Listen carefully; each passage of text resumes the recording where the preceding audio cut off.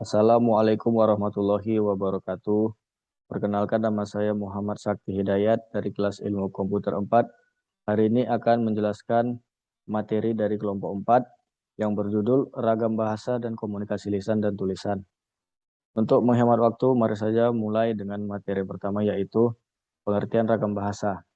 Ragam bahasa dari sudut pandang beberapa ahli banyak memiliki arti.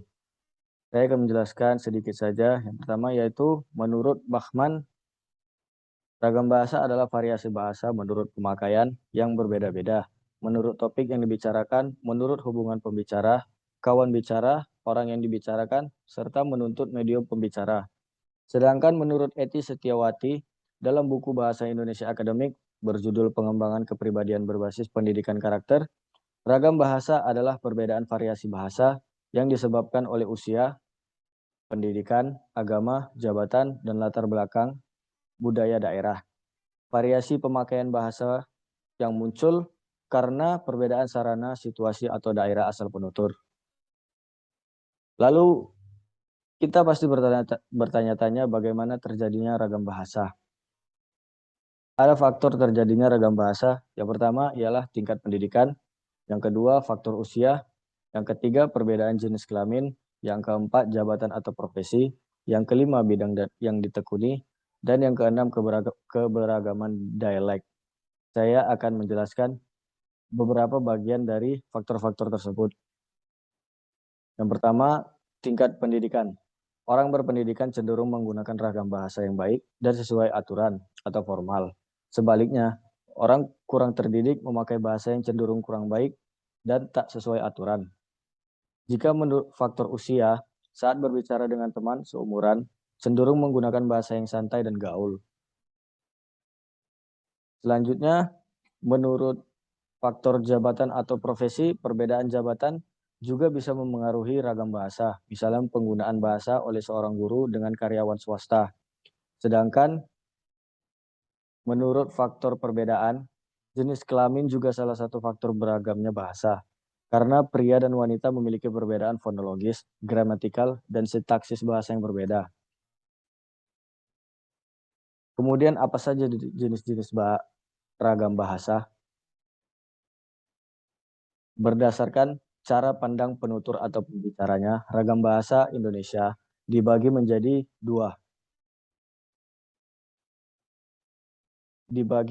beberapa bagian. Yang pertama, ragam dialek. Dialek atau logat merupakan variasi bahasa yang mencakup suatu kelompok penutur atau daerah penutur. Variasi bahasa ini memiliki beberapa perbedaan satu sama lain antar masyarakat penutur tiap daerah, tetapi masih memiliki kemiripan bahasa sehingga dikatakan sebagai bahasa daerah yang sama. Faktor simbolis dan sosiopolitik menjadi pembeda konsep dialog dan bahasa, bukan disebabkan ilmu bahasa. Kemudian ragam terpelajar. Tingkat pendidikan penutur bahasa Indonesia juga mewarnai penggunaan bahasa Indonesia. Bahasa Indonesia yang digunakan oleh kelompok penutur berpendidikan tampak jelas perbedaannya dengan jelas yang digunakan oleh kelompok penutur yang tidak berpendidikan, terutama dalam pelafalan kata yang berasal dari halieusa asing, seperti contoh dalam tabel berikut. Kemudian berdasarkan ragam resmi, ragam bahasa resmi adalah ragam bahasa yang umum, digunakan dalam suasana resmi atau formal, misalnya pidato, orasi, surat, dinas, berita, makalah, atau karya tulis lainnya. Kemudian ragam tidak resmi ialah ragam bahasa yang digunakan dalam situasi tidak resmi, seperti dalam pergaulan atau percakapan pribadi. Ciri-ciri ragam bahasa tidak resmi kebalikan dari ragam bahasa resmi. Ragam bahasa tidak resmi ditentukan oleh tingkat keformalan yang digunakan. Semakin tinggi tingkat kebakuan suatu bahasa, berarti semakin resmi bahasa yang digunakan. Sebaliknya, semakin rendah tingkat keformalannya, semakin rendah tingkat kebakuan bahasa yang digunakan. Kemudian komunikasi lisan. Pengertian komunikasi lisan yaitu suatu proses di mana seorang pembicara berinteraksi secara lisan terhadap komunikan untuk memengaruhi tingkah laku penerima. Komunikasi ini dapat dilakukan dalam bentuk percakapan interpersonal, secara tatap muka, melalui telepon, radio, dan lain sebagainya. Bahasa lisan adalah bahasa yang langsung dilafalkan oleh penutur bahasa kepada pendengar bahasa. Pemahaman makna atas bahasa lisan ditentukan oleh intonasi. Menurut Koch, dalam proses berbicara ada 5 unsur yang terlibat. Yang pertama, pembicara sebagai penyampai pesan. Yang kedua, pesan atau isi pembicara. Ketiga, saluran atau alat yang digunakan untuk menyampaikan pesan. Yang keempat, sasaran pembicaraan atau penyimak. Yang kelima, tanggapan sasaran atau penyimak. Kemudian pengertian komunikasi lisan. Menurut seorang ahli yang bernama Koch, dalam proses berbicara ada 5 unsur yang terlibat. Yang pertama, berbicara sebagai penyampai pesan. Yang kedua, pesan atau isi pembicaraan. Yang ketiga, saluran atau alat yang digunakan untuk penyampaian pesan. Dalam situasi ini, berbicara penggunaan saluran dapat dilakukan dengan melibatkan semua indera penyimak.